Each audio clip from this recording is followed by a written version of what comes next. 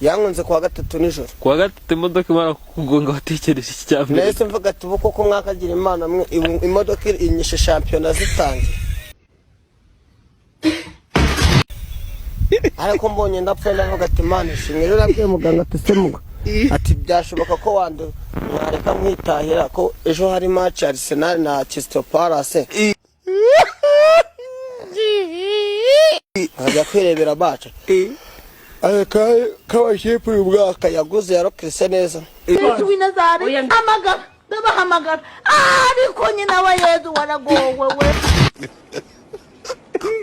we. Yararokrise yaraguze iyi shampiyona niyo shampiyona zabikomeye kurusha izindi zose zabaye. Reka urangije ubwira muganga ati ndeka nitahire. Muganga arambwira ati wowe urazana ibintu by'imipira hano ureba ukuntu umeze urabara kubabazwa n'ubuzima bwawe ukababazwa n'umupira.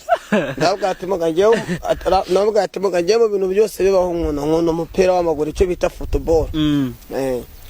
Ngo none ubwo urumva nta kibazo ufite ubwo tukureke wigendere mu mupira. Ati ntago ari ukundeka nigire mu mupira. Ati ahubwo nuko numva ngiye mwanyandikira imiti nkajya kwinywera mu rugo kuguma mu bitaro n'ubundi nta kintu byabigize gute byabiri kumfasha. N'ubundi iyo miti nanywera mu bitaro n'ubundi nayinywera no mu rugo nirebera n'amamatch nta kibazo.